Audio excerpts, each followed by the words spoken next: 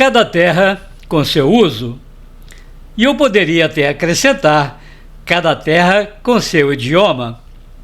Identidade, independência tribal, características religiosas e ambientais e até aptidões vocais ou físicas devem ter a ver com o fato de que, espalhando-se pelos continentes no decorrer dos milênios, os grupos humanos, à medida que percebiam o milagre da comunicação verbal, foram criando suas línguas, seus dialetos e seus patuás.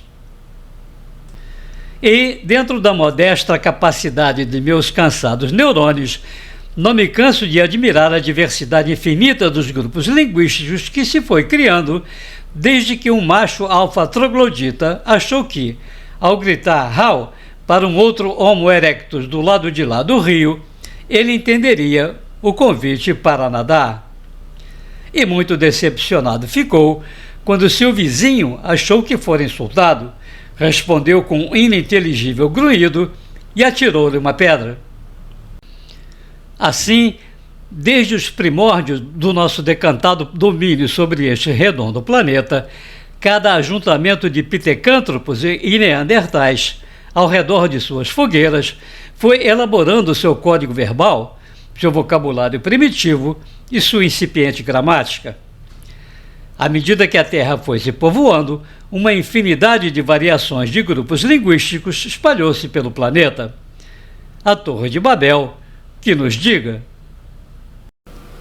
É sobre este espetáculo de diversidade e de tradições culturais que trataremos no nosso vídeo de hoje.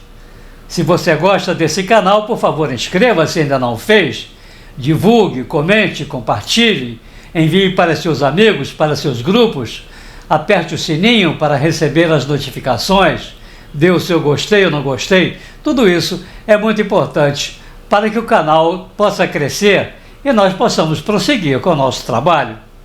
Muito obrigado.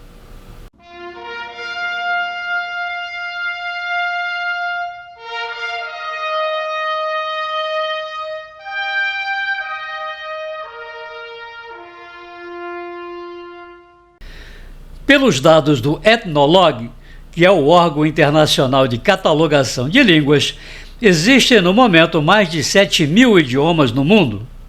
Trata-se de um número em constante mutação, pois há vários em processo de extinção, como o catuquina, o lacondê e o sabanês, aqui mesmo no Brasil, e outros sendo descobertos.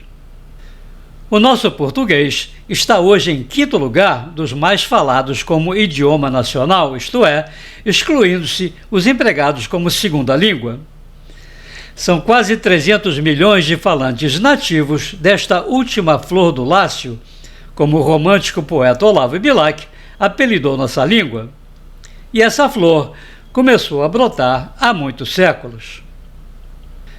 E tem uma árvore genealógica extensa, cujo pedigree pode ser observado pela classificação adotada pelos estudiosos no assunto para traçar sua origem.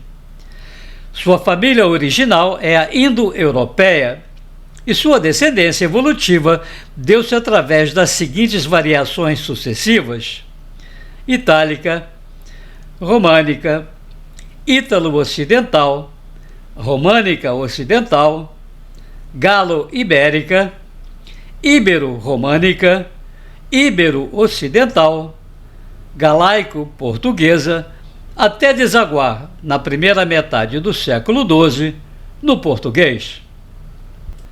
Esta lista, afinal, resume um processo de aglutinação linguística que atravessa alguns milênios. As grandes movimentações populacionais do Neolítico provocaram sucessivas ondas de caçadores-colecionadores vindas da Mesopotâmia pela Europa.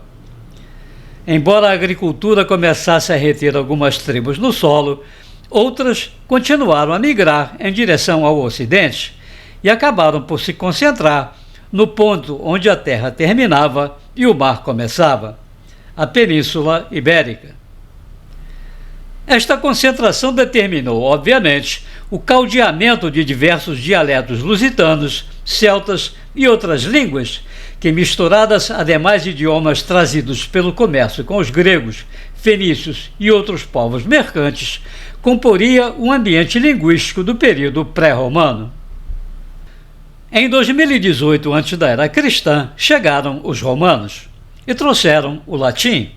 Não o latim clássico dos poetas e senadores, mas sua versão vulgar, falada por legionários, colonos e funcionários públicos.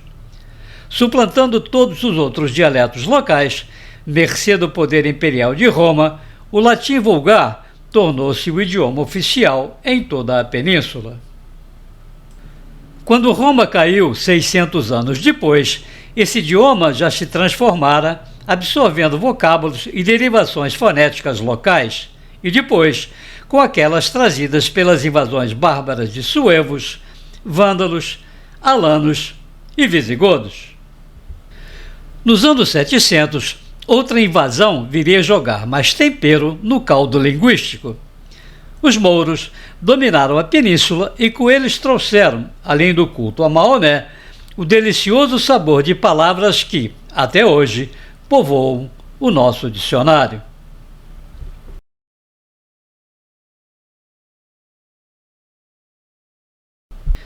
Eventualmente, já no final do século IX, essa grande mistura ganhara, na região da Galícia, uma identidade linguística consistente, sendo utilizada na escrita e gerando uma produção literária rica e volumosa. Coincidência ou não, foi na Reconquista, isto é, na retomada do território português aos árabes iniciada por Dom Afonso Henriques, que a nova língua, agora nitidamente individualizada e separada do galaico português, ganhou sua certidão de batismo. Em 1297, o rei Dom Dinis a sancionou como língua oficial do reino.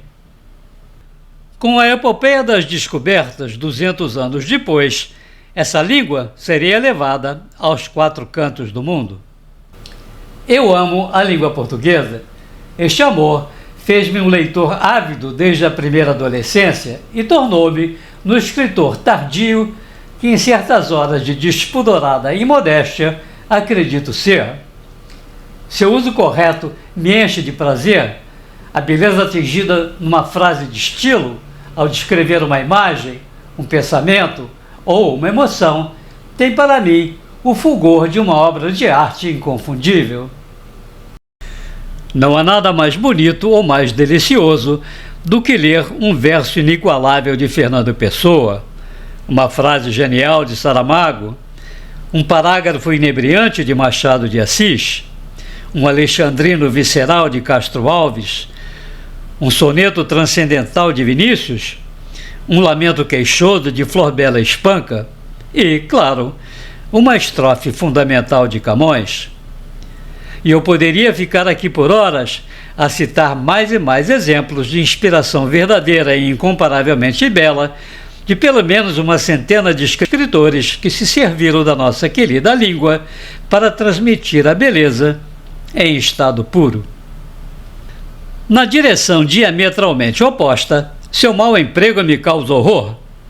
Vê-la torturada por concordâncias desleixadas, plurais escamoteados, sangrada por grafias abomináveis, pronomes esquecidos ou estupros gramaticais indesculpáveis, faz nascer em mim a fúria dos deuses mais vingativos. Não consigo perdoar quem pratica tais atentados contra a minha querida, amada e venerada língua pátria.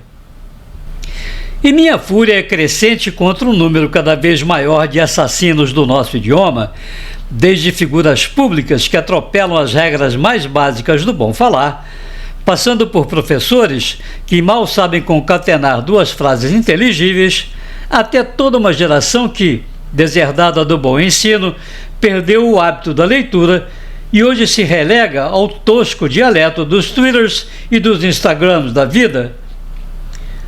Estamos na idade da pedra, dos simplórios "e aí?", "valeu?", "fala sério?", "show?", valendo como diálogos e da língua cifrada do WhatsApp. Que o pior inferno vernacular os consuma E um recado para aqueles que insistem na horrenda proposta woke, com seus execráveis todes, elus, delus e outras barbaridades. Se vocês gostam tanto do pronome neutro, arrumem suas malas, aprendam inglês ou alemão e vão viver nos países onde ele faz parte da estrutura da língua. Assim, se perde o encanto de uma língua riquíssima e que, como qualquer outra, tem os seus hábitos e suas idiosincrasias. Por exemplo, o português tem cerca de 200 mil vocábulos. Destes, 2.000 são usados correntemente em 80% dos casos. Preposições em, para, por e com. Conjunções e, mais, ou, se. Substantivos, coisa, casa, tempo, ano. E os verbos ser, estar, ter e haver são os campeões de uso, presentes em quase todas as frases ditas ou escritas no dia a dia. Também, como os outros dicionários, o nosso está em permanente crescimento. Desde 2020, foram incorporadas, entre muitas, preciosidades como espiralador, oculomotricidade, paliativista, trollar e vídeo-árbitro. Empréstimos de outras línguas são comuns. A invasão da tecnologia nos últimos tempos nos trouxe, só dos ingleses, drone, bullying, online, selfie e tantos outros. Quando eu estava no colégio primário, dizia-se que a maior palavra do português era uma criação do Rui Barbosa, um quebra-língua denominado anticonstitucionalissimamente. Pois não é mais.